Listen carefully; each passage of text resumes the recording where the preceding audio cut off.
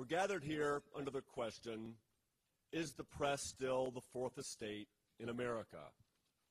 What does that mean? Historically, the first three estates were said to be the church, the nobility, and the commoners. The fourth estate, of course, is the bloggers. I'm getting ahead of myself. No, in actuality, this is what Edmund Burke said of the fourth estate. Whoever can speak, speaking now to the whole nation, becomes a power, a branch of government, with inalienable weight in lawmaking and all acts of authority. It matters not what rank he has, what revenues or garnitures. The requisite thing is he has a tongue which others will listen to, and nothing more is requisite. At least that's what Wikipedia tells me, and who am I to question them? It's my honor to introduce Chip Reid, who will be moderating today's panel and introducing the other speakers. Chip is Chief Congressional Correspondent for NBC. He appears regularly on the Today Show, MSNBC, and the NBC Nightly News. His reporting career has taken him all over, from the Los Angeles Bureau to the 2000 presidential campaign, through Iraq, where he was embedded with the 1st Marine Division. He is a lawyer by training, a graduate of Columbia Law School, and former counsel at the Senate Judiciary Committee, and he can answer all of your estate needs. Chip? Fourth estate. Thank you very much. Very interesting that I did the same research on Wikipedia. Where else can you go these days? And I found another quote from Edmund Burke. He said, Burke said there were, no, actually this is Thomas Carlyle in 1841 writing about Burke. Burke said there were 3 estates in Parliament, but in the reporters' gallery yonder there sat a 4th estate, more important far than they all. So there you have it. Thank you very much, and good afternoon, everyone. My name, as he said, is Chip Reid. I'm the Chief Capitol Hill Correspondent for NBC News. I've been in Washington on and off since 1982, aside from some international travel, mostly after 9/11, and 4 years in the Los Angeles Bureau. They told me they wanted me to get out there and get in touch with real people, so they sent me to Los Angeles. You figure that one out. I'll be moderating today's discussion, which, as you were told, will focus on the interplay between the media, policymakers, and the electorate, and which will explore whether the media is still the 4th estate, whatever that is, in America. But in other words, what is the media today? What's its role and how is it changing? The goal will be to take a look beyond the headlines of the day and examine the role of journalists and the media more generally in American democracy in terms of how voters and the public are and how they should be informed about decisions made by their elected officials and others in government. We will focus on the critical and contentious policy issues related to this country's national security and civil liberties in the wake of 9/11 and the Iraq War, obviously one very hot topic. Joining us this afternoon, we have an outstanding and uniquely qualified group to offer their perspectives and analyses of these issues. Before I introduce them to you, I'd like to thank the National Press Club for teaming with Princeton's Woodrow Wilson School. I went there and I stumbled over it. And I speak for a living, it's hard to believe, to co-host today's important session. And as was discussed, I did go to the Woodrow Wilson School. I did a joint degree at Columbia Law School and the Woodrow Wilson School. And I went back and forth year to year or semester to semester. And when I was at law school, I couldn't wait to get back to Princeton. So I even considered staying there and doing a PhD and never leaving the ivory tower. So now to our panelists, if I may, I will introduce them. To start us off, we'll hear first from Judith Miller, an author and Pulitzer Prize-winning former investigative reporter for the New York Times. And unless you've been living in a cave in Tora Bora, you know that in November 2005, she left the New York Times after spending 85 days in jail to defend a reporter's right to protect confidential sources. I don't often express my point of view, but thank you from this reporter. She now writes for several publications, The Wall Street Journal, Los Angeles Times, and New York Sun, among them. Judy appears on television as a commentator on national security, focusing on the Middle East and counterterrorism and the need to strike a delicate balance between ringing cell phones. Sorry, I hear that somewhere. Sorry. You might want to turn off your phones if you can, or put them on vibrate. Picking up where I was, she focuses on the Middle East and counterterrorism. I think most of you probably know that, and the need to strike a delicate balance the topic of today's discussion, or at least one of them, between protecting both national security and American civil liberties in a post-9/11 world. She earned her master's degree in public affairs from the Woodrow Wilson School. Next up, Paul Starr, who is a Pulitzer Prize-winning journalist also, and I went to Vassar College undergrad, and I did a press panel recently, and there were also two Pulitzer Prize-winning journalists on that panel, and frankly, I'm getting quite tired of it. So, not many of us in TV journalism win Pulitzer Prizes, and I'm sure most of you are thinking yes, and for good reason. But anyway, moving along. So Paul Starr, a Pulitzer Prize-winning author and professor of sociology and public affairs at the Woodrow Wilson School, and you probably have noticed that his book, I think both books are out there, is that right? One of his books, Freedom's Power, The True Force of Liberalism, is on sale here today. And if I may digress just the last time, I promise, when my last semester at the Woodrow Wilson School, we had a conference, you may recall, on the future of liberalism. The question was, is liberalism dead? My job at that conference was to put together a debate on affirmative action, and I found a mid-level Ronald Reagan appointee to come to Princeton and debate that. His first name, I think, was Clarence, and if Clarence Thomas had gone today, I think he would get a bigger crowd than the 15 people who showed up for that debate. But Paul's other book is... he is also the author of the influential book, The Creation of the Media, and that is really more on point for what we're talking about today, a history of the political development of the media in the United States and in European countries, which is also on sale outside the room. And in fact, it is mandatory that you buy a copy of each book before you leave. I just wanted to add that. But Paul is also the Stuart Professor of Communications at the Woodrow Wilson School, where he teaches courses on media and public policy and American society and politics. He's the founding co-editor of this, The American Prospect. There you have it. Yet another plug for Paul. After Paul and batting cleanup will be Tom Rosenstiel. He is the director of the Project for Excellence in Journalism, and he and his organization are institutions here in Washington. The project is a nonpartisan research organization that specializes in using empirical methods to evaluate and study the performance of the press. And I've got to tell you, we in the media really do devour your work when it comes around, and we're all, of course, on his mailing list. He is a journalist of more than 20 years, a former media critic for the Los Angeles Times, and chief congressional correspondent for Newsweek. He also serves as vice chairman of the Committee of Concerned Journalists. He's the editor and principal author of the project's annual report on the state of the news media, which is what we read, a comprehensive report on the health of American journalism. He also directs the project's content analysis reports on the performance of the press. Among his books, he is co-author of the award-winning The Elements of Journalism, What News People Should Know and the Public Should Expect. So, yes, I do run at the mouth for a living, but with a panel like this, I think we just want to get right to it. So, without any more ado, thank you very much for coming. And I will turn the podium over to Judith Miller. Yeah, I think do your presentations from here, and then if you want, we can do the questions, answer questions from there. Or if you all prefer, so you can see us, maybe we should come up here for questions too. But we'll be at your beck and call, whatever you decide. Thank you, Chip, and thank you to the Woodrow Wilson School for putting together this panel and the National Press Club and for hosting us. It must be a virus, because I looked at Wikipedia too. And then I looked at the Oxford English Dictionary, because I wasn't completely satisfied with the Wikipedia entry on the Fourth Estate. But what really surprised me is that we all think we know what it means, but both the Oxford English Dictionary and Wikipedia agree that both the terms the First, Second, and Third Estate, there's a lot of ambiguity about what they were referring to, and also what the Fourth Estate was referring to.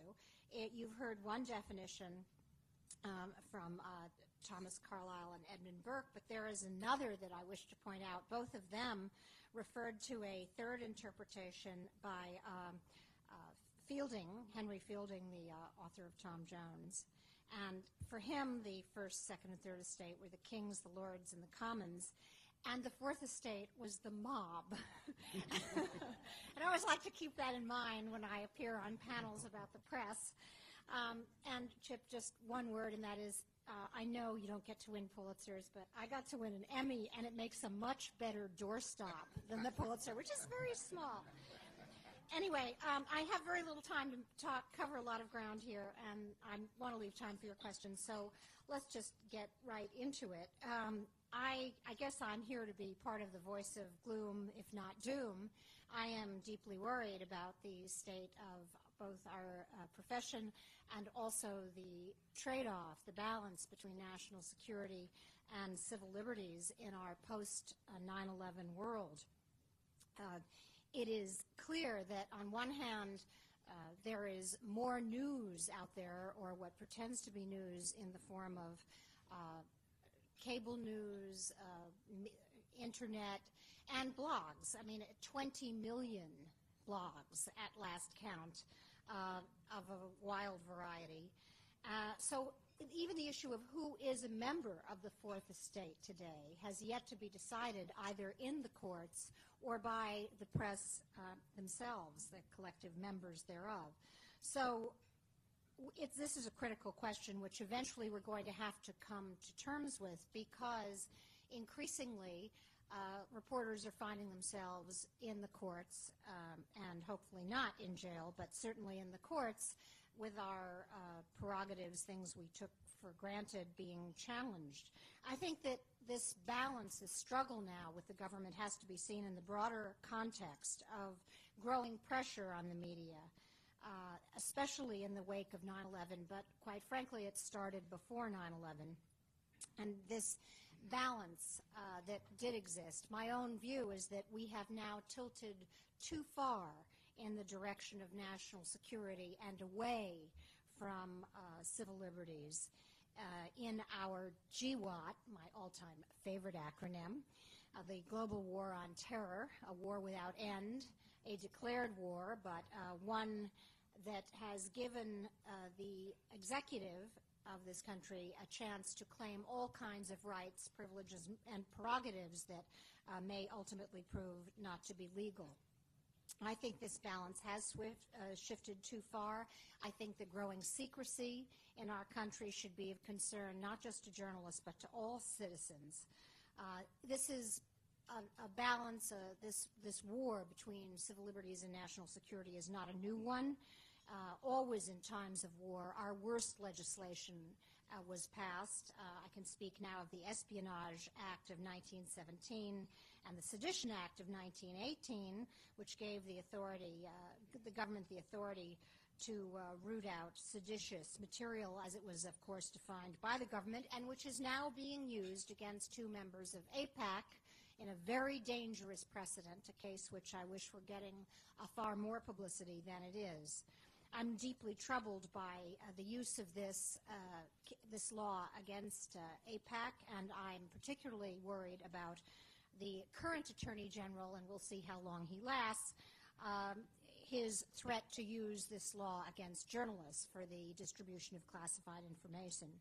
We are now, despite this explosion of media outlets that focus on news, we are increasingly finding ourselves in a culture of secrecy, a country of secrets, and a country of secrecy in which secrecy for its own sake seems to be the rule.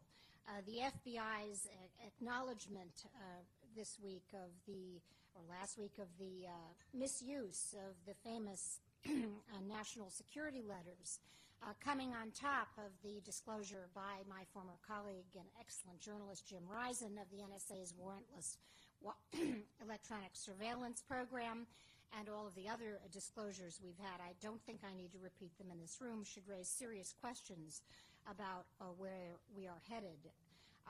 Last year, just to give you a baseline, the FISA court on the national security electronic surveillance requests documented 2,072 of them, which is double the number of 5 years ago.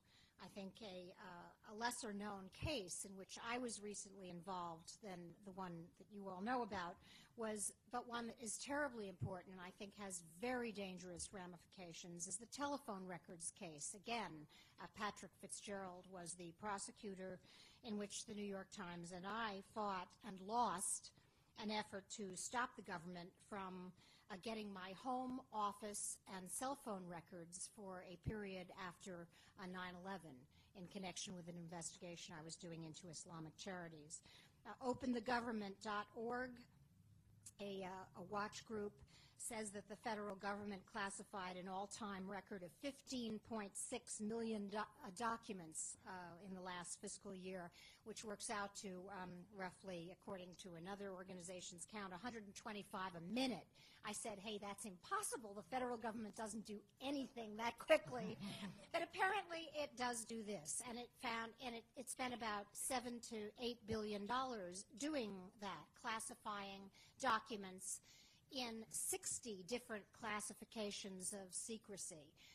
Many of these categories are entirely new. Many of them are unchallenged judicially, and many of them mean that even if information is not classified, it could be sensitive and therefore not eligible to be disclosed publicly. I could go on and on and on about incursions into freedom of the press. I could also talk about growing secrecy in other areas, but I want to focus just on the area that I was forced to focus on, which is the use of subpoenas to get journalists to talk about their confidential sources. Now, I, of course, had the pleasure of spending 85 days as a guest of the Alexandria Detention Center. They kept telling me, well, you have the key in your hand. You could just walk out anytime you want. Somehow I didn't find that very comforting. But I wish that I were alone, and I hope that I'm going to remain alone.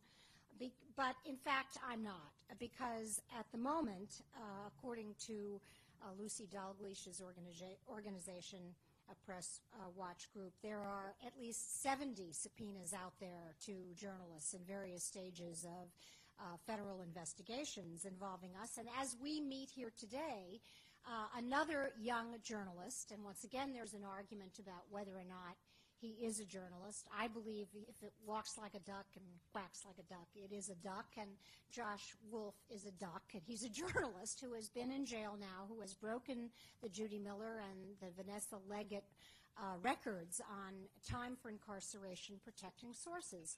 Josh Wolf has refused to turn over videotapes, outtakes of video footage that he took of a demonstration of anarchists, of all things, in San Francisco against the G8, to protest a G8 meeting.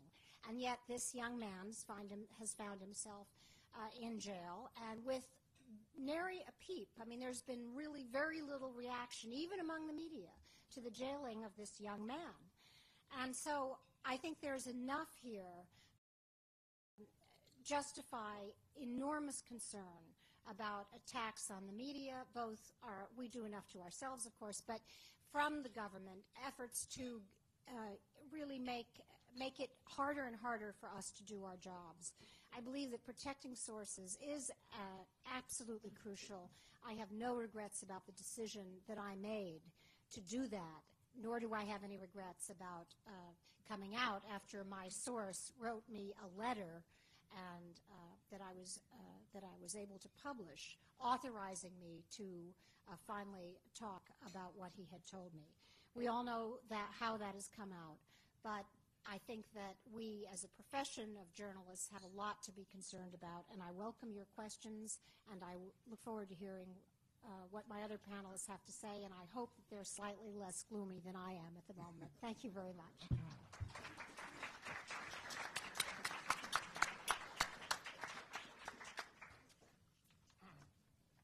I'm delighted to be here today. By the way, Chip and Judy, if you're advising young people, footnotes to Wikipedia are just not a good idea in Princeton papers. So. On the way in here, I noticed that the author of the book The Perfect Storm is going to be speaking here. And that is the exact metaphor for this occasion. The news media in America have lately faced their own perfect storm, a national security crisis at a moment of polarized politics when both the administration's supporters and its critics believe that the press has defaulted on its sacred obligations, and a technological revolution that has not just thrown up new competitors, but severely undermined the foundations on which the business of the press has historically been built. And the combination is devastating. The press has lost respect and confidence at both ends of the political spectrum and among the public at large and its own shareholders. Its stock is down literally and metaphorically. Yet the need for a vital, independent press has, of course, not diminished in any degree. That phrase, the press as a fourth estate, may be quaint, but the concept has no less power today than it did at the founding of our country. The role of a free press, the Continental Congress declared in 1774, is not only to advance truth, but also to promote discussion, whereby oppressive officers are shamed or intimidated into more honorable and just modes of conducting affairs. So that is what our founders said was rightfully expected of you, the shaming and intimidation of those public officials into more just and honorable conduct, and how necessary, not to mention downright enjoyable, it has often been. The press's role is particularly crucial when one party holds all the levers of power in Washington, as the GOP did until last January for the past 6 years. At those times, we depend not so much on the government's internal checks as on the wider social system of checks and balances to maintain political accountability. And no element of that system is more important than a press that has the readiness and the resources to conduct the investigations and voice the criticisms that are otherwise muffled under one-party rule. In such circumstances, in fact, the press is pretty much all we have to shed light on the inner workings of power, which is precisely why, in recent years, so many people on both sides were so angry with the press. National security crises, hot wars, the Cold War, now the War on Terror, make it especially difficult to perform that role, but no less necessary to do so. After all, we protect freedom of the press not just because the First Amendment says we must, but because a free press, like freedom generally, makes us stronger. The case against unaccountable power is only in part that it stifles individual liberty. The case also rests on the proposition that when power goes unscrutinized, it is more likely to make catastrophic blunders and to undermine the very purposes it's supposed to serve. What have we learned from the success of liberal democracies in defeating fascism and communism, if not this? Constitutionally limited power can be more powerful than unlimited power. We don't abandon criticism and debate for the sake of national unity and defense, because criticism and debate are part of our defense against fallible leadership. And lately we have had plenty of reminders of the need for that defense as the Bush administration has attempted to govern by stealth and in secret without checks and balances and has made catastrophic blunders in the process. But stepping back, the larger question is this: what do we need in order to have a strong, independent press, and can we get it and sustain it? Now, without trying to compile an exhaustive list, I just want to highlight 3 institutional conditions and 1 virtue that a free press requires. Now, the first institutional condition is, of course, legal and political security. It is one of the great glories of the United States that this was the first nation anywhere to make freedom of the press part of its organic law. In fact, as I argued in my 2004 book, The Creation of the Media, some copies of which are out there. How much does it cost? The early republic turned European policies toward the press upside down. Instead of censoring and taxing the press, America aided and promoted newspapers by giving them unqualified access to a national postal network at subsidized rates. The true interest of a republic, our founders recognized, requires not just non-interference with the press, but the creation of an environment that enables the press to flourish. And that is still true.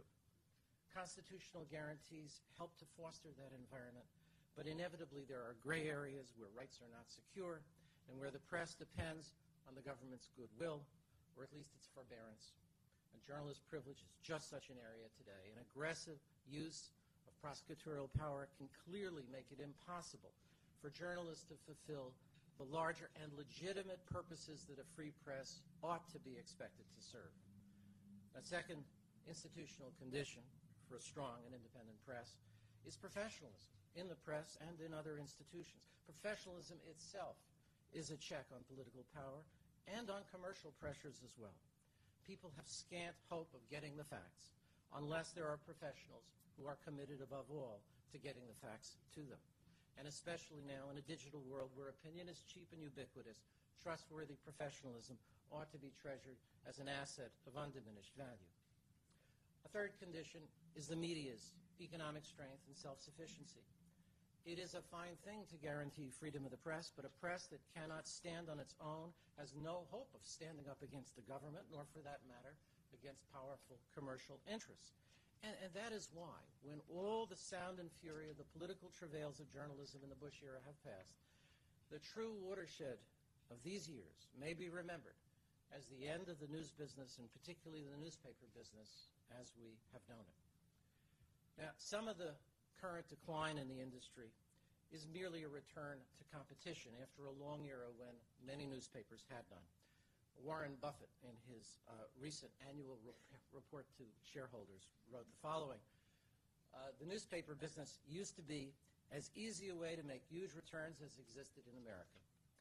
As one not-too-bright publisher famously said, I owe my fortune to two great American institutions, monopoly and nepotism. No paper in a one-paper city, however bad the product or however inept the management, could avoid gushing profits. But as news moves online, there is no way that newspapers will be able to achieve that level of profitability. To quote Buffett again, the economic potential of a newspaper internet site, given the many alternative sources of information and entertainment that are free and only a click away, is at best a small fraction of that existing in the past for a print newspaper facing no competition. Now, the key competition comes not from the bloggers, not from the citizen journalists. It really comes from Craigslist, Monster.com, and all the other sites that are draining away advertising revenue. The American newspaper has been a great cross-subsidy machine, using its profits from classifieds to subsidize unprofitable lines like international reporting. And it now faces rivals that simply don't bear the cost of all those unprofitable activities that newspapers have supported. Now, I'm not saying that newspapers are doomed, though some probably will disappear, and the near to medium-term future looks grim. There is clearly value in news that people will pay for, and once newspapers shed their print editions entirely, they may become highly profitable again. But they won't necessarily do all the things that they do now. The general interest American newspaper is really a peculiar historical invention. There is just no reason to believe that it will survive indefinitely in the form that we have known it. Very likely, even if the names familiar to us today are around for many years, and I think that they will be, they're going to be configured very differently. For example, many specialized forms of news may migrate entirely to specialized organizations, while old distinctions among print, radio, and television fade away. But what must not be lost in this difficult transition is the commitment to journalistic independence. As the economic foundations of journalism are reconstructed online, they should become a basis for upholding the institutional values that have historically been associated, that grew up with the journalism of the printed page. Now, I said earlier that besides the institutional conditions, there's also one virtue in particular that a strong and independent press requires. Because institutions only take us so far. Ultimately, each of us has to make choices, face risks. Justice Louis Brandeis, in one of his great dissents in a free speech case of the 1920s, Whitney versus California, wrote, Our founders knew courage to be the secret of liberty. And courage is a virtue much demanded of the press. All around the world, journalists put their lives on the line. According to a recent report by the International News Safety Institute, 1,000 journalists were murdered in the line of their work during the last decade. And though fortunately that has not been the risk here, the price for practicing your craft and upholding your principles can be steep. Every time that a newspaper, for that matter a magazine, publishes an investigation, takes a critical position, it puts its reputation and sometimes even its survival in jeopardy. That's the way it must be. The tradition of a free press has been hard won, and it just can't sustain itself on its own. Every generation has to find the courage to keep it alive. We may be in the midst of a perfect storm of political conflict and technological change with potentially dire implications for journalism, but I am reckless enough and optimistic enough that those who keep their nerve will see their way home. Thank you.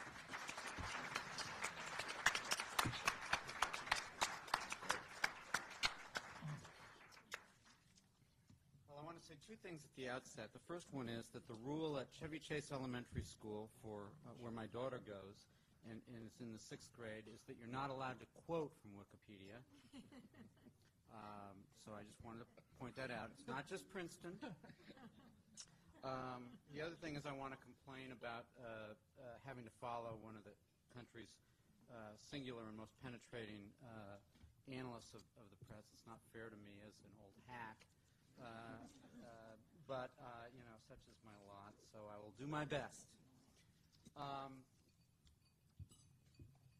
I need to cross out a bunch of these things, too, because Professor Starr also covered ground that I was going to cover. But let me try and provide a little context to how we got to where we are with the press that we have today, and then offer some additional thoughts to Professor Starr's ideas about where we're headed. In 1980, when Ronald Reagan took over the White House, Mike Deaver told me that they could go out into the press room and talk to 7 news outlets and reach the American public. The 7 were the 3 networks, New York Times, Washington Post, the AP, and then at that time something called UPI. And they were done. And then they would, at 6:30 at night, they would go back into their offices and watch the nightly news. And something that we used to call the news cycle was then over, and they would go home.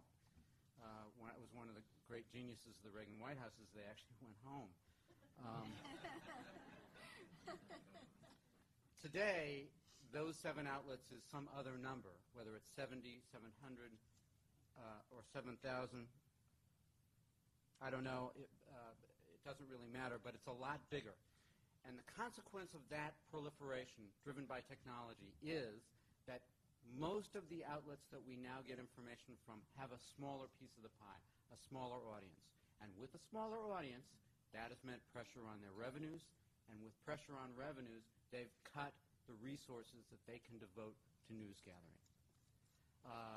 Just to give you one example, one that you're familiar with, the nightly news, the 3-network nightly newscasts have lost over half their audience in the last 20 years and have roughly half the staff dedicated to covering the news that they had 20 years ago.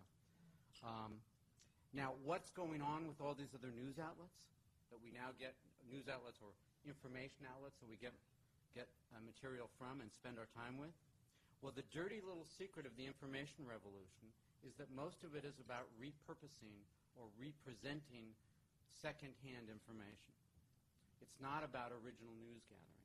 The number of news organizations that are engaged in what we would call shoe leather reporting, boots on the ground, journalism as we used to think of it, is relatively small, and that number hasn't increased that much, not nearly as much as the number of outlets. And when the number of reporters that you have is spread across more outlets, something odd happens. You actually have the paradox of more reporters covering fewer stories. How? Why?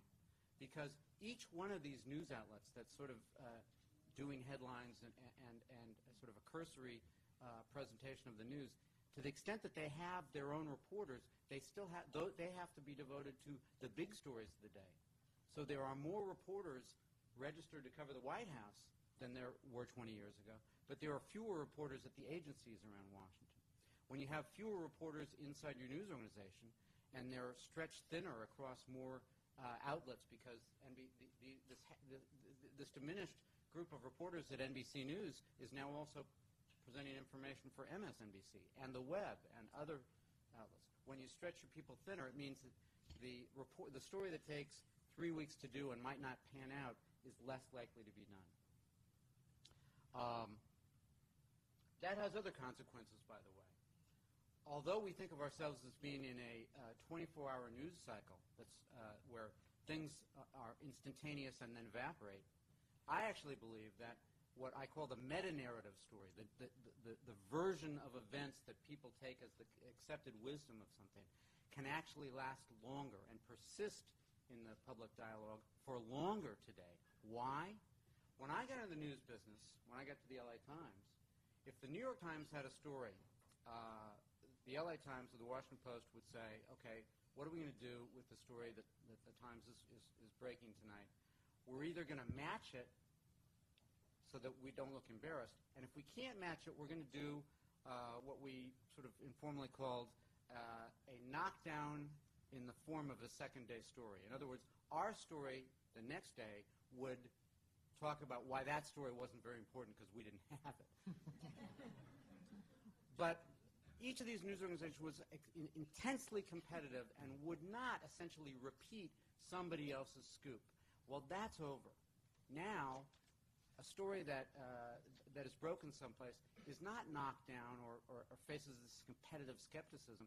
It's essentially instantly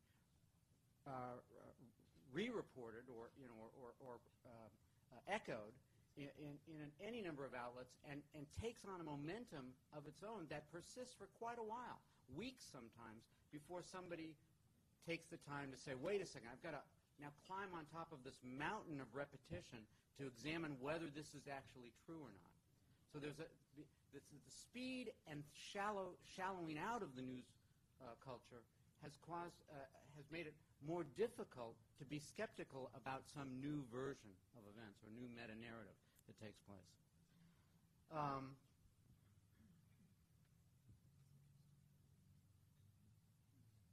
The other thing that is important to understand is that the audience for traditional journalism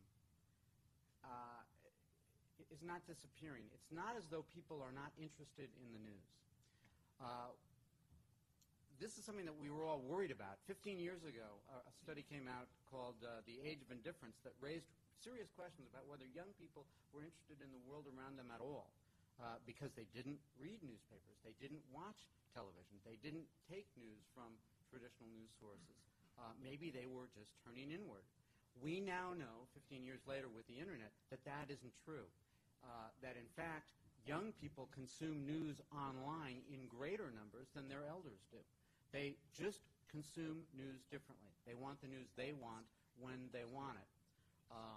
In fact, if you were to take and re-aggregate the audience for what newspapers produce by taking their print audience and their online audience and also the audience that acquires information from newspapers through portals, Yahoo, aggregators like Google, the audience for most newspapers is today greater than it's ever been, the audience for what newspapers produce.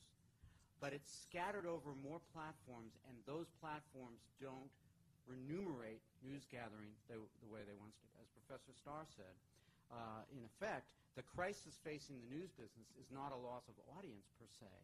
It's a loss of the economic base for subsidizing journalism. That's the real crisis. I spent most of the week at the American Society of Newspaper Editors Convention, where they're not so much worried about page views and hits and unique visitors because those are growing exponentially. And they're learning slowly and sort of experiment by experiment how to increase that. The problem is that for every dollar that you make for a reader of a print edition of a newspaper, you make 30 cents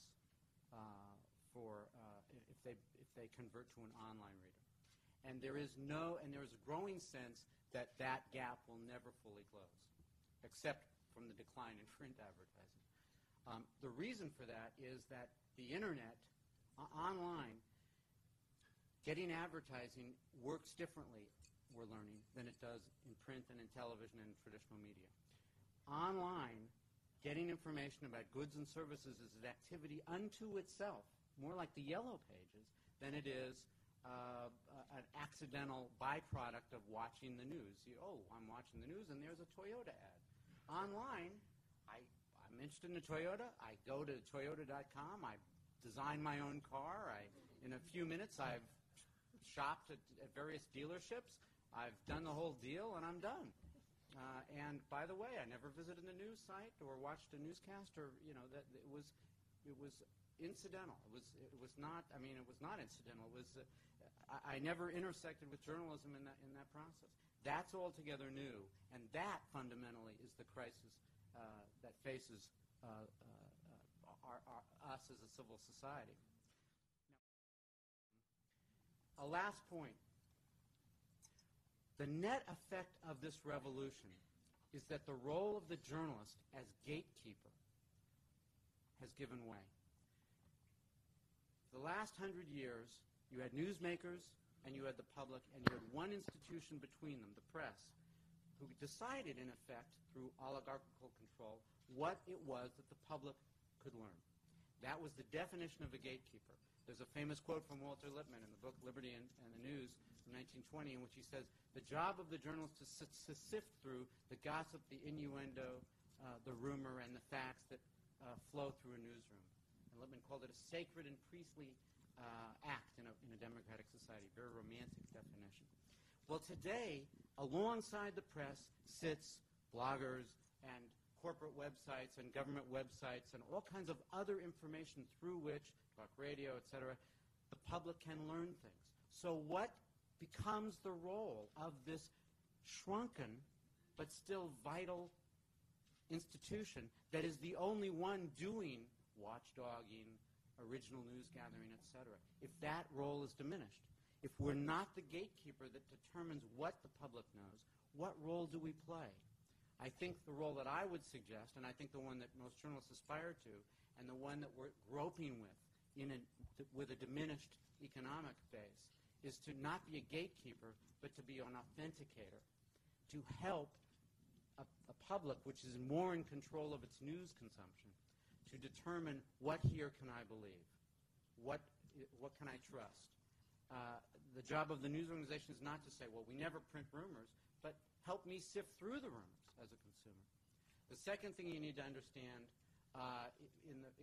as this gatekeeper role has given way is that the responsibility has shifted from the journalist as gatekeeper to the consumer, to the citizen, who is, in effect, their own editor today. The notion that you have one news organization or one source that you go to for news, Walter Cronkite, and at the end of the newscast he says, and that's the way it is, has long given way to the fact that you go to multiple sources through the course of the day, and essentially you create your own news account by which sources you choose. So power has ceded from the journalist as gatekeeper to the consumer as a kind of proactive assembler of their own journalism, their own knowledge, much more than we had a generation ago.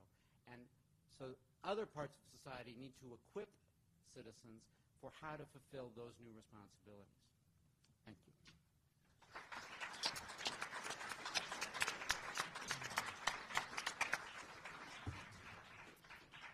Now, if we could, I don't know if we want to do this in some organized fashion or just open it up to questions. And I think since it's hard for some people to see the people sitting here, it would be best for people to come up here to answer the questions. So in the yellow. My name is Judith Miller. I'm a Woodrow Wilson School graduate There were two subjects not brought up by any of the panelists. I'll let any one of you respond to them if you wish. One was radio. And in light of what you said about constraints in advertising and spreading thin, how do you explain National Public Radio's international and domestic coverage without commercial revenue? And I'm also a fan of the BBC radio, but that's a citizen's tax. But those are two radio outlets that seem to me to be doing a far better job than TV media or print media, with just a few exceptions. The second one is the phenomena of the echo chamber that did not come up, and that is the role of security, White House leaks, government, inside government, the leak of secrets to the media publishing them, and then them being quoted back as evidence by the vice president or whatever, what happened during this Iraq war. What kind of corroding effect has that echo chamber phenomenon had on the credibility of the media? So those were the two. On the first one, I know both Paul and Tom are chomping at the bit. So well, just one point in regard to radio, because I think, although I have great respect for NPR, radio in general is a very chastening model for us, because commercial radio has effectively abandoned journalism. There was a great tradition of radio journalism, and it has disappeared on the commercial stations. And so, in effect, journalism on radio is now only supported on a nonprofit basis. And some people have suggested that that may well happen in print as well, it may become impossible to sustain at least certain kinds of journalism to the degree that we really need it as a society, and that maybe there will have to be some kind of nonprofit ownership. The Guardian newspapers in Britain are a nonprofit. They, as I understand it, their two newspapers are subsidized by highly profitable automotive and other publications, so they make the cross-subsidy that way. I mean, it may be that that is the future for at least some parts of print journalism too. Exactly, and I would add two things to that are important. Because commercial radio basically abandoned journalism, National Public Radio's audience basically more than doubled over 15 years as that occurred. And that's one of the reasons that NPR and Minnesota Public Radio, American Public Radio, PRI, have flourished and have been able to raise more money and got $90 million from Mrs. Kroc and a few other things. But that's a monopoly situation that goes back to, really a sort of late 20th century model where you only have one source. The other consequence of that is that local news on the radio has vanished. When you talk about radio journalism, what you're really talking about is radio as a national medium. And the level of reportage, even on the local NPR stations, is, frankly pretty marginal compared to what you're getting nationally. And the notion of the local radio reporter and that as a competitive market exists in a handful of cities. Where it does exist, it can do pretty well. The most highly rated commercial radio station in Washington, D.C. is WTOP, the news station. But there are very few markets where that exists. So while you can look to NPR as sort of shining star of quality journalism that's flourished, there's a dark side to that I think we would need to be very mindful of, not the least of which is government subsidy of the news, which, because of the first condition that we have that protects journalism, the First Amendment, we're not going to go too far down that road, and I think rightfully so. And on the echo chamber question, we would never do such a thing. It simply doesn't happen. So, no, we're going to do one question per person at a time, at least in the beginning, and then we can come back. Actually, your hand was up right away. I look at the European papers that have very little advertising, and you wonder, they've had some great newspapers in Europe, so you wonder how they've been able to do it. And I'm just wondering about the whole profitability thing, talking about that, and has the expectations for higher profits been part of the problem here as news becomes part of business conglomerates, and that wall between news and advertising seems to be thinning, if not disappearing. And I worked for CQ for a while, and they're an interesting kind of hybrid where they're highly subscription but also connected to a nonprofit organization that does a lot of journalism training, and they have a high quality, very impartial product. And so, maybe those kind of hybrids, but with the fact that it's not going to be high profit. That's what I'm wondering. Anybody want to jump at that? Well, you want to take the European comparison, and I'll talk about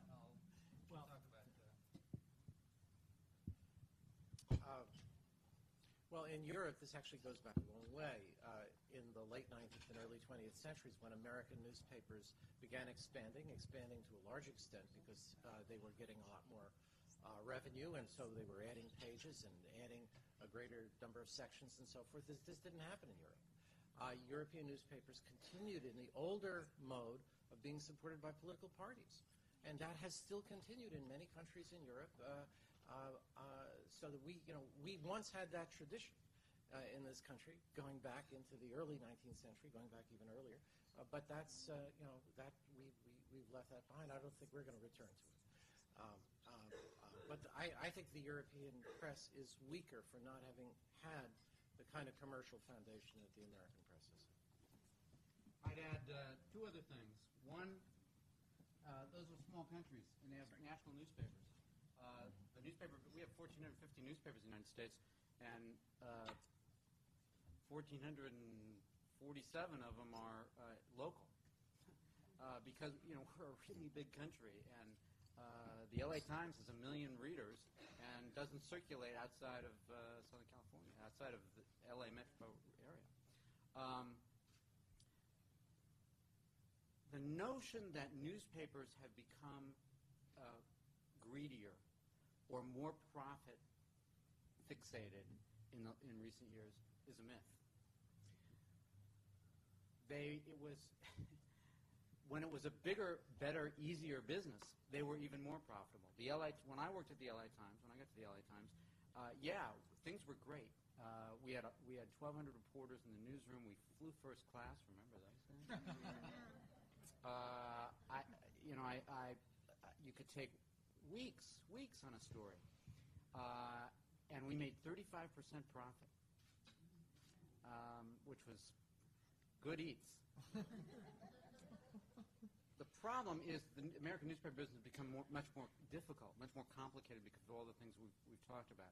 I do think, for years, I resisted the idea that the publicly traded corporation was somehow an anathema to good journalism or was weakening the American press, because you could point to all kinds of examples of terrible local private owners who had used their papers as awful tools. The problem facing the news business today, I think, is if we're either a dying business or we're an emerging one that's in transition from one platform to another. But if we are an emerging industry, then the ownership model that is more typical of that kind of an industry is Silicon Valley startups with venture capital, long-term horizons, high risk, high failure rate, etc., not a publicly traded corporation that looks out 2-3 years max, quarter to quarter more typically, and knows what the business model will be. We're in a period in the news business, at least certainly in the newspaper business, which I think TV is a little different, where it's going to get a lot worse before it gets better. And the next quarter and the quarter after that, and your stock, there's no way, frankly, to probably improve your stock performance unless you can create a new scenario for Wall Street that has a longer-term time horizon. And that's a difficult case to make for public corporation. Is there anybody else here who agrees with me it's going to be a very sad day when you can't hold the morning newspaper in your hands and get the print all over your fingers? I was going to call you last time. Do you still have a question? I do. Excellent. I'd like to hear the panel's take on two aspects that haven't been mentioned. The first being periodical press. Life having gone belly up and yet again. The question is interpretation as contrasted with straight reportage. White House said today. And the specific question is? Their take on where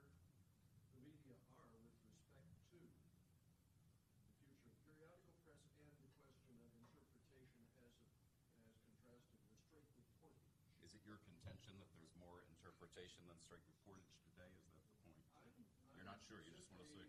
Interested in how they see this. When we talk about this in the new version of the State of the News Media report, if news organizations are becoming more niche-oriented, then on the national level, what that is translated into is that some more of them are gravitating to offering you not straight news, but a take on reporting. And one of the points we make in the report this year is that the argument culture that people talked about 10 years ago has given way to what I call the answer culture now. Keith Olbermann is not staging a debate on his program. He's already made up his mind, and he's not a neutral moderator. Same with O'Reilly, Lou Dobbs, Glenn Beck, et cetera, et cetera. The appeal of that is, it's an inexpensive model that caters to a niche at low cost. But the other thing is, audiences want that in an environment where they feel they have too much information. Now they want somebody to make sense of it. The notion in the news business right now is that information has become a commodity in oversupply, and now what people want is something in addition to that. What it means is that straight reporting is becoming a somewhat smaller piece of your diet because you're also layering in these other things on top of it. But it's not true that somehow straight reporting is going to disappear because all the commentary, et cetera, has to build off of something. But it does mean that fewer of these organizations are going to be dedicated exclusively, I think, to just straight reporting. And you should all know that this woman back here cheated. She caught my eye between questions, and I nodded to her, yes, I will call on you, so I have to abide by that. But could I ask you, some of you put your thinking caps on and try to come up with a question that specifically pertains to the post-9/11 world, too, because we're looking at not only the changing role of the media, but the changing role of the media in this post-9/11 world and the battle between civil liberties and national security. Take issue with what Mr. Rosenstiel said and ask all of you to comment on the Tribune Company and its struggles recently. You know, I would argue that in the era shortly after it won 5 Pulitzers, then, you know, it decimated itself simply in the name of higher and higher profits for its shareholders. Well, okay, you're challenging me. Yes. Pick up the gauntlet, if you will. The problem of the publicly traded corporation in this environment is that they want 2% more, they want the company to be growing. They want 2% more growth than they had the year before. And the Tribune Company, I think, is perceived now as an example of a company that doesn't know how to get from here to there. It doesn't know how to make the digital transition. And so their approach, their plan was cut. Get that, make the profit margin, go along with that. They are operating as if it is a declining business. But it's also true that their profit margins are declining. They made 20% last year. They're going to make 18% this year. So, they are operating. They appear to be operating without a sufficient long-term plan, and that forces you to accept the short-term demand. But it's not true that they're just making more profits every year. They're actually making less profits every year. But to do that, they're cutting and gutting, and the people who left there, like John Carroll, who was the editor who won those 5 Pulitzer Prizes, said he left because they had no plan to make their number. I mean, they had no plan other than to make the number. That was their plan, year by year. And they'd start over each year and say, okay, how do we make the number this year? And he said, all that would lead to is cutting. And he felt that there was no long-term vision other than make the number each year. I mean, I've talked to John about this, and that was the problem. But I don't think that's why I say it's going to get worse before it gets better, if it gets better. And the companies that are going to thrive are the ones who say, wait a second, we can't just make the number because that's the old business model. We've got to reinvent a new business model. It's 5 years away, and to get there, we have to do the following things. Some companies, as Paul said, some institutions are going to disappear because they're not going to make that transition. Let's try the other side of the room over here. Thank you. Post-9/11 world And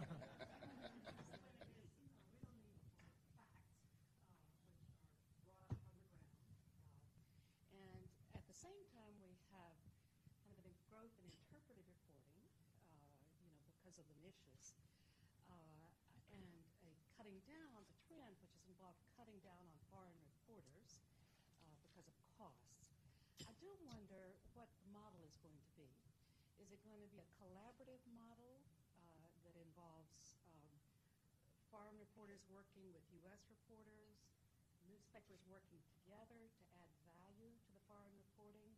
How are the public going to get the facts, and the commentators going to get the facts upon which they're going to be thoroughly Specifically on international. International, specifically in relation to war and terrorism, and the fact that it is a violent world out there, and we need to know what's happening. We're part of it. Takers? I don't know about economic So I'll talk about it. You start. Okay.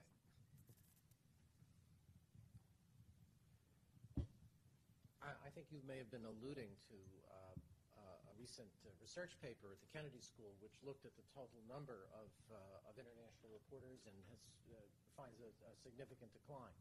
And I guess that, to me, given the erosion of the economic base, I don't think we can expect anything but a shrinkage in the population of reporters. On the other hand,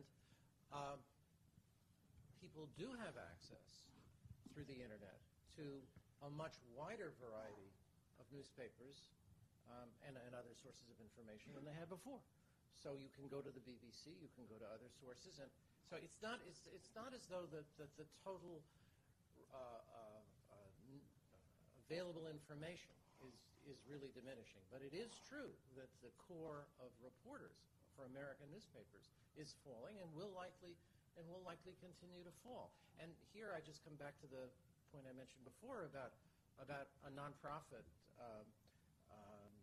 support for some portion of American journalism, because that's exactly what we do have with National Public Radio and the endowment that they now have for international reporting. That is just the sort of thing where it's going to be hard to make the case from the point of view of profitability, but where there is certainly a case to be made from the point of view of the public interest, and where therefore foundations and others may see it as a good use of their resources.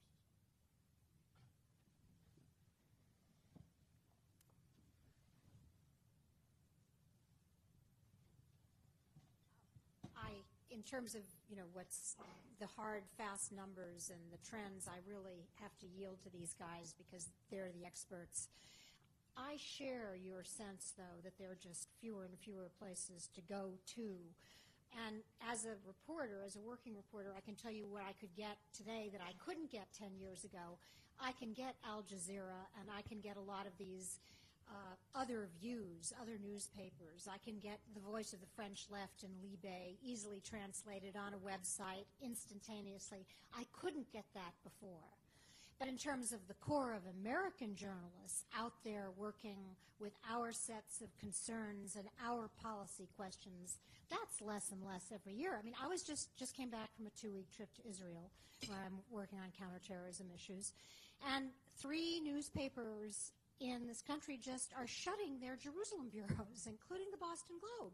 Now, that's the New York Times, for those of you who don't know. But, 2 reporters gone, and they won't find, they've been looking for work elsewhere. There's no work out there. So my concern is that even though, yes, I hear about all these wonderful ways in which we can get news, I don't know what people are clicking on and what they're reading, but I got a feeling it's Britney Spears and not the conflict in, Darfur. And in fact, I believe that I'm right about that because of an experiment that Yahoo did. I don't know if any of you followed the one conflict reporter who was hired for a single year, whose goal was to go to every conflict and report on it. One guy, one camera, really interesting, former TV guy, really interesting reports. NBC. Really interesting reports. Yahoo did not renew his contract this year because there weren't this requisite number of clicks. I mean, my concern is that I think the base, we are operating off a smaller and smaller base of information. It costs so much money to do the kind of reporting that, for the New York Times did when they sent me out for pretty much 2 years to look at Al-Qaeda before 9/11. And, it was very, very expensive. I don't want to even think about the bills. And we're not talking about legal bills here. We're talking about travel and trips that didn't work. And there are just fewer and fewer places today that I can think of where I could go to say, hey, I think I want to go out and look at problem X because it's going to come back to haunt us. There are very few news institutions that can afford to do that. On Jennifer's question on the echo chamber, Jennifer, I think by and large, when it comes to national security, we've always been beholden to the government in large part to leak what it wants to leak. It always leaks self-serving information. I mean, fortunately, let me go back to the Al-Qaeda example. There was a group of people in the Clinton administration who really believed that their administration was not paying enough attention to this threat. And they leaked all kinds of classified information to the New York Times that enabled us to do that incredible series that I was fortunate to share the Pulitzer for. That information turned out to be right, but we only learned that on 9/11. But that kind of echo chamber, that goes on all the time. That's what government does. It leaks information that supports its policies, and our goal is to try and figure out how much of it is right and how much of it isn't. In the national security world, and I'll stop here, I'll just say that it is very, very difficult to check the underlying information. Sometimes you're able to, sometimes you're not, but you just do the best you can at the moment. But the echo chamber, that's always been with us, and it's going to get even larger as the amount of investigative reporting that reporters can interpret gets smaller and smaller and smaller. So I'm deeply worried about this. Step briefly out of the role of moderator. There's also it's not just economics, it's safety. You look at NBC now in covering Iraq, and if you go out, it's especially true for TV, because if you go out with a camera, you may as well put a sign on your back that says shoot me. And NBC relies on Iraqis who are untested to do a lot of the reporting, stringers as we call them, who call in with their reports from the field. And it is just extraordinarily difficult to figure out what's going on out there sometimes because of that issue. You've had your hand up a long time. Ray Collins, as those of us outside the professional news world try and think about the issue of the balance between a free press and national security, certainly we get a lot of insights about and have a lot of prior feelings about the value of a free press. It's very, very hard to judge anything about the national security side. We have a lot of claims for the government that sort of many of which feel overblown as you get a little information about what's really going on. But is anyone in the media world taking a hard look at the value that the government claims it's getting at the national security side? I mean, it's fine to, put a lot of evidence on the other side and say the importance of a free press, but is there any case that can be made from the government side of the value of these restrictions for national security so we can really weigh the balance? Dick Cheney, would you like to answer that?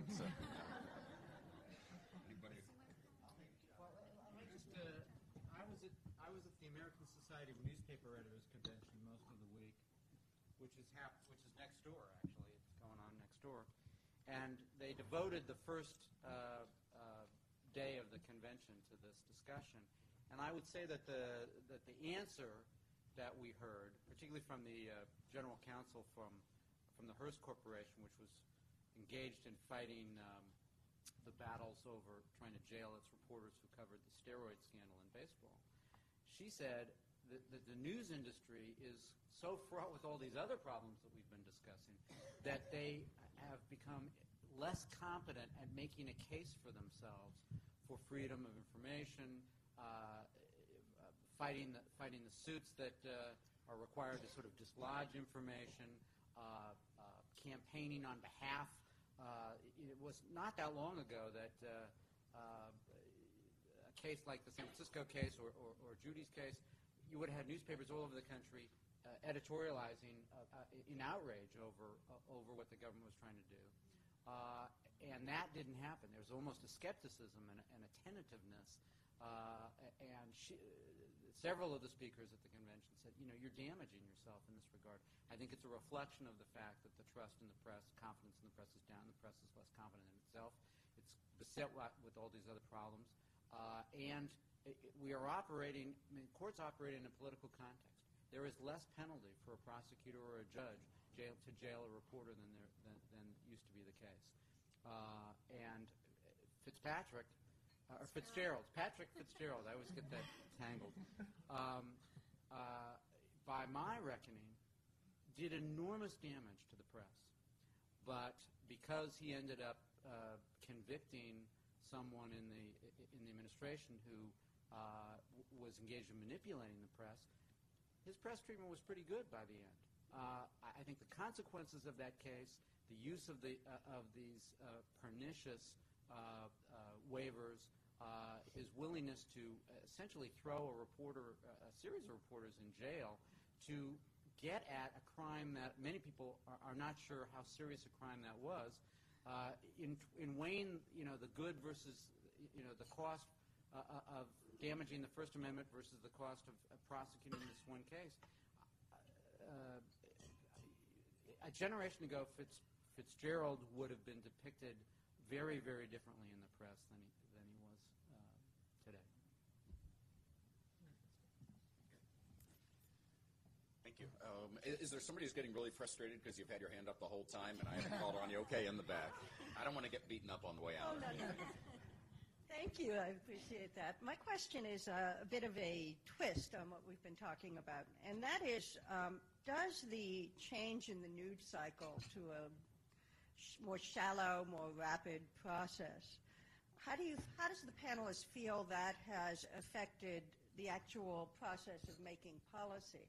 And the reason I ask that is that in my travels around Washington across many more years than I care to admit, I've seen a bit of a change in the way communications professionals are involved in the policy-making process. I think that historically you've seen subject matter experts making policy, and then the communications professionals on the staffs of policymakers being charged with the best way to sell that policy. On the other hand, and I'm not just talking about the present White House, I'm talking about all over Washington, perhaps in governance outside it. I think I'm personally seeing a trend toward the communications professionals being very intimately involved in the actual policy-making process and telling policymakers what they can and cannot do or what they can and cannot say. And that's something that personally worries me deeply, but perhaps I'm observing something that's not there. And I'm just curious as to what the panelists, including the two working journalists on the panel, think about that, if they observe the same thing, or am I being too dire?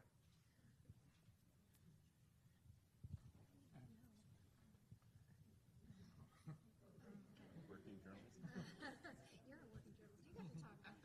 I am. Can I step out of the role of moderator again? I think it's certainly true. I think we're in a different world today, and I think it's all with the polling. And on Capitol Hill, I see it all the time. And you rarely have a politician step out there and simply say what he feels in his heart. It's all polled. It's part of a communications message. There is so much work that goes into figuring out what they ought to say before they say it, and I think that's partly because we're, through polling, in touch with what the people think out there, and it's the communications people who come in and say, well, you shouldn't say that because 36% of the people really disagree with that. You don't want to say that. So, no, I think what you're seeing, I'm not sure it's dire. I'm not sure it's a horrible thing. It may be a better way for politicians to get in touch with what the people who elected them think. Is that a bad thing? I guess we could debate that for a long time, but are communications people more involved in selling messages today? Yes, and I think it's mainly because of the world of polling. It's my little narrow take on it. I do not have a Pulitzer Prize, by the way. But I think this can be done with integrity, and it can be done without integrity. I think it's one thing for policymakers and politicians to use the polls just to say things that people want to hear, and to use coded language that communicates with particular groups who hear certain things and others who don't, and so forth. That, to me, is a kind of manipulation that public opinion polling and other things facilitate. But on the other hand, it may be entirely legitimate for an elected official, along with others in the government, to say, here are the objectives that we want to accomplish, and how do we frame the discussion so that we get across what we are trying to do, because otherwise people won't even hear it. They won't even hear it. Now, some of you may know, I was in the White House the first year of the Clinton administration, working on health care, a notorious failure, and there were, but that is exactly the kind of issue where the framing of the question and communication is a completely legitimate concern. And so I don't think this is altogether a myth. Great question. I'm glad you persisted. Thank you. Yes? I was wondering for Judith, what advice would you give to the journalist who right now may be fighting a subpoena, who maybe doesn't have all the resources as an organization such as the New York Times has? What kept you going during the times when the times weren't always in your favor? What kept you going while you were in jail?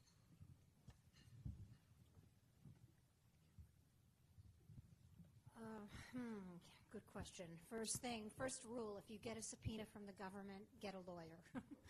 If you don't work, if you're a freelancer, go to the Reporters Committee or any of the groups that are now in California. There's a very good civil liberties group, the California First Amendment Coalition. There are groups that can provide legal advice, but, we journalists and you lawyers, these are very different worlds with very different rules of the game. And the worst mistake you as a journalist can make is to think that you can handle this on your own, or that your interests will always be identical with the institution for which the news was gathered. That is not the case. I was very lucky to have the New York Times behind me to pay for over $2 million worth of legal fees in the 3 cases that I had and lost, basically. But that's what it takes today to fight. And if you're not willing to fight, then you're not going to be able to do the story. And one of my great concerns is what happened afterwards after my case with the Cleveland newspaper that just decided the story it was going to write on an area of importance it thought was simply not worth the potential legal exposure. That's called a chilling effect. And that's happening all over. And that's why, as Eve Burton told Tom today, who represented the Balco people at the San Francisco Chronicle, 70 subpoenas is a really terrifying figure. And one of my regrets is that this country and our profession was so polarized over George Bush and the war in Iraq by the time that my case came into public view, that many of the people who should have more ardently supported the principle for which the Times and I were making a stand, did not do so because of political opposition to the Bush administration. Had the press hung together, had people rejected these pro forma waivers, I'm not sure that I would have gone to jail, and I'm not sure that the great damage would have been done. But we did not, because the country was polarized, the profession is polarized. These are very difficult times. economically and politically. And at that moment, that's when solidarity and keeping your eye on the issues that really matter count. And that's what has been missing so far, and I think is going to continue to be missing, because with all of our failings as reporters, and of course we make mistakes, every institution does, try operating a functioning democracy without us. Thank you. Thank you, Judy. Yes. Well, I have one really question. You mentioned, Mr. Rosenstiel, that there's not been a lot of coverage about what Mr. Fitzgerald did. I'm a literary agent. I'm a junkie of newspapers. I represent writers. I represented books about the press. But I was enormously kind of relieved to see how these sources are gotten. You know, he satisfied my curiosity to an extent that I never thought would be possible. I was also very pleased when Bob Woodward's source came forward. For 35 years we were wondering, who is this source? Was this ever a real source? It casts a lot of doubt on stories we read. We read, and as I said, I'm a junkie. I read everything. I read from one point of view to another, and is this true? And when we finally find out, oh yeah, that's how they get it. You know, I have to say, as an agent, as involved in the publishing business, and also as a Democrat, I still was grateful to Fitzgerald for digging up this and letting us know how it's done.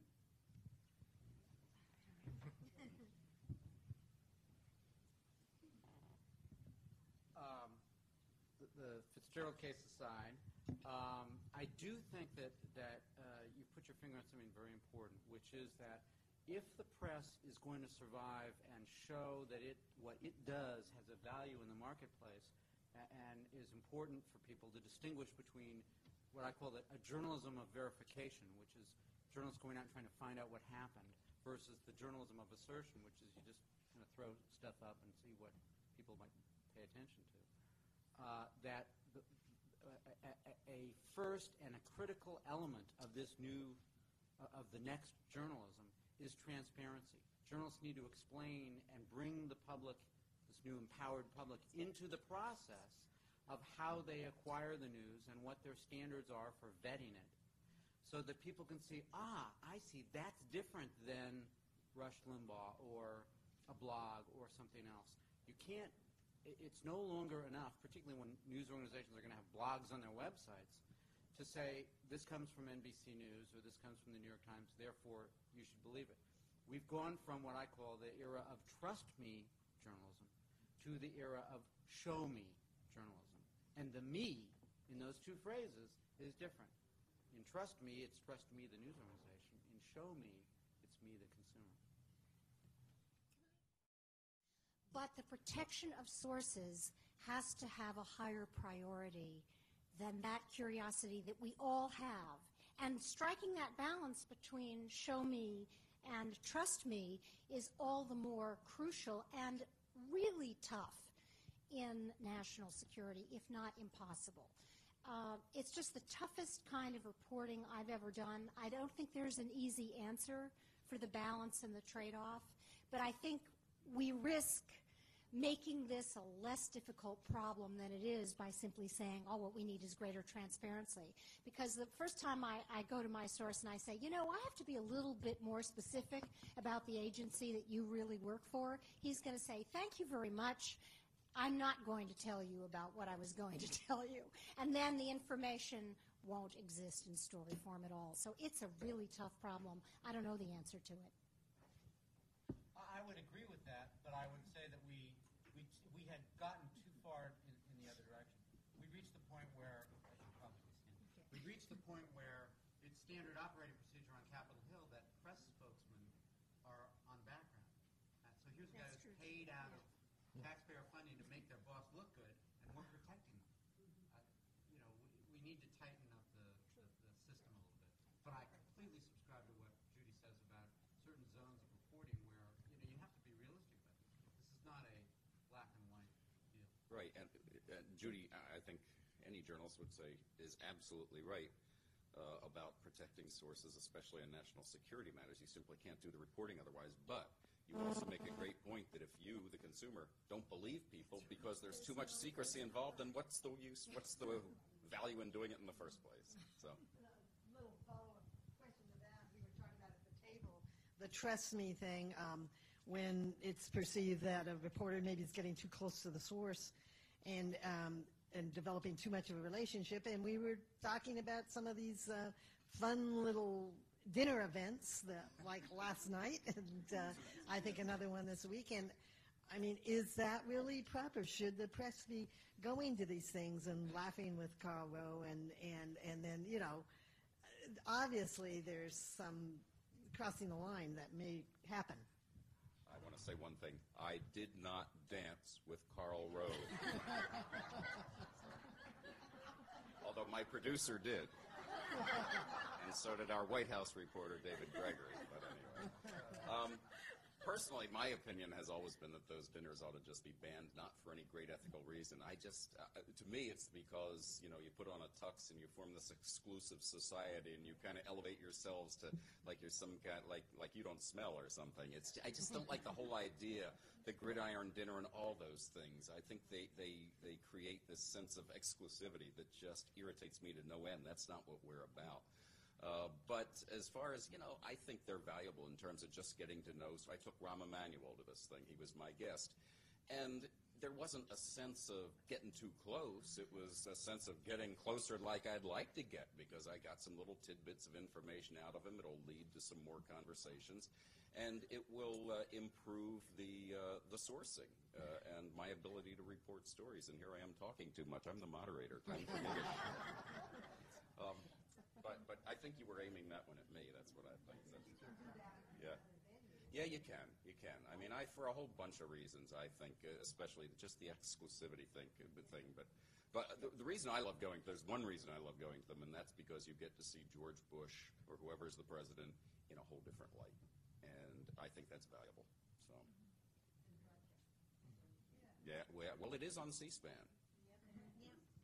The whole dinner's on C-SPAN every year live, yeah. And Very they run exciting, particularly the eating part. Yes, absolutely.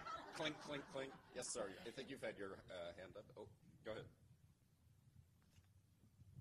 I'm Giles Kelly, and I've heard a lot, I think we've all heard a lot of doom and gloom about the Fourth Estate at this luncheon.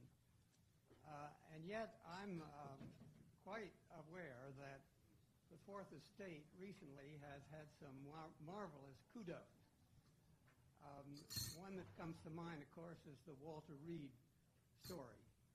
And I'd like to have the panel maybe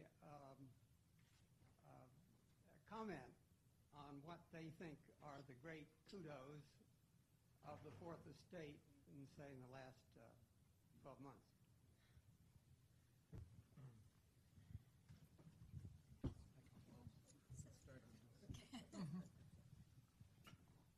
Start with a pratfall.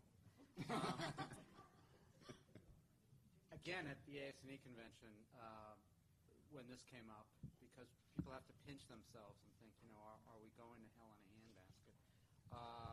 Editors said that, from the Pulitzer board, which is just newspapers, that there were 77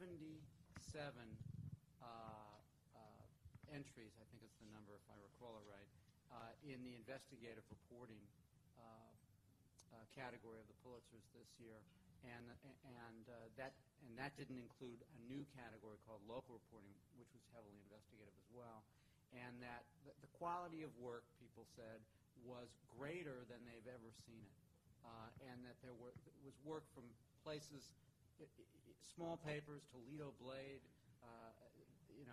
things that we're not even hearing about in Washington.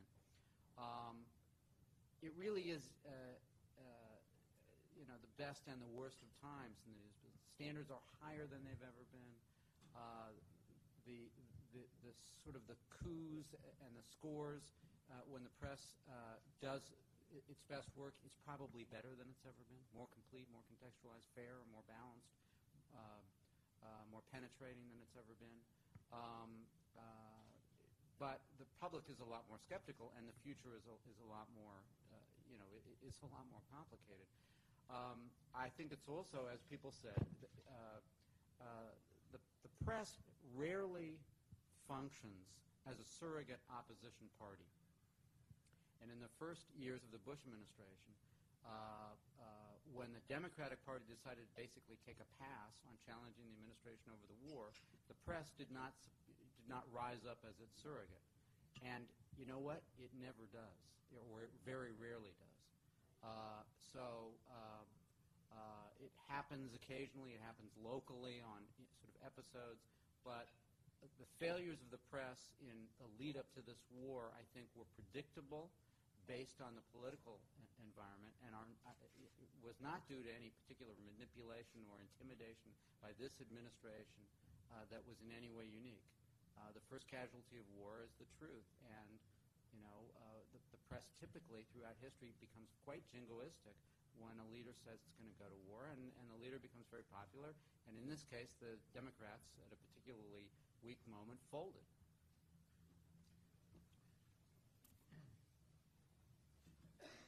Well, of course, the lead up to the war was the aftermath of 9/11, and I think that was the context that led the press to be as docile as it was at that time. But if you're asking about the last 12 months, then I think the story is very different.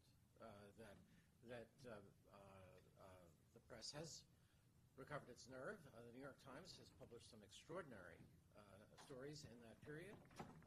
Other newspapers have as well. If we go back to last fall, before the election, there are a whole series of developments like the Mark Foley scandal and so forth. I mean, these only came out because of the work being done by the news media. So yes, it is the best of times and the worst of times. There are these underlying forces that are very worrisome, that are eating away at the foundations. But there are still great achievements. We have time for only one more question, and I'm going to auction this one off. So no, I'm kidding. Actually, you want so badly to ask that question. You've been implications for the future, and maybe this is a topic for the future, and that is the preparation of young journalists and people who are entering the field of information management. What are the implications for, I would say, academic and learning institutions to prepare people in this emerging challenge with emerging challenges? Wow, that's a tough one. Anybody want to jump at that? Well, I'm foolish enough to start answering.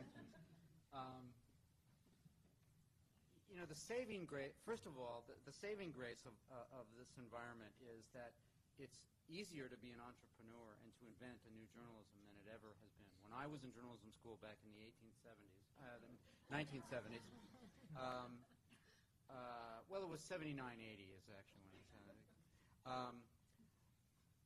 We studied how Walter Cronkite delivered the news and how our elders did it, and that's what we wanted to do. If you were in journalism school today, you would be the professors would be giving you tools, but you'd be inventing your own website. Your notion wouldn't be that you would get into some old institution and slot yourself in. When I got hired at the LA Times, I was 27 years old, and I literally said to the editor, Paul Steigers, now the editor of the Wall Street Journal, I said, I'll never have to look for another job again. And I was absolutely serious. Because once you reached a certain level in the business, you did really great work and you flew first class. So it's easier if the institutions of journalism fail to serve the public's needs, it will be easier for other institutions or other people to invent. YouTube is a model for essentially anyone, although it's not journalism per se. Other people doing journalism will be able to do that, and that's very exciting. The other thing I would say, and we said this privately before the talk began, although the data that I cite right now looks gloomy, if you ask me what do you think is going to happen, although I cannot cite you the evidence, I believe that if journalism and news is what people want and need, and I think there is a basic human instinct for it, that if people aggregate online in a capitalist society where the producers of goods and services need to reach those people, the economics will work themselves out. I think we as journalists need to worry about producing the very best journalism that serves the public need, and the crowd will gather. And they'll figure out a way to monetize the crowd. When radio was developed in the 1920s, there was a report done, famous report that I can't remember the name of, that said that the future of radio would be in long-distance education and civic alert, civil, what do we call it, when there's an emergency. But it had no commercial application. Well, it's the 1920s for the Internet. We don't know what the model will be, but I'm actually a lot more bullish and a lot less worried than I can prove with the evidence. Yeah, well, great. That was fantastic. And we're all getting on the bus now and going up to Princeton, where we're going to continue this. So, okay. Great. Thank you. If we could round of applause for our panelists.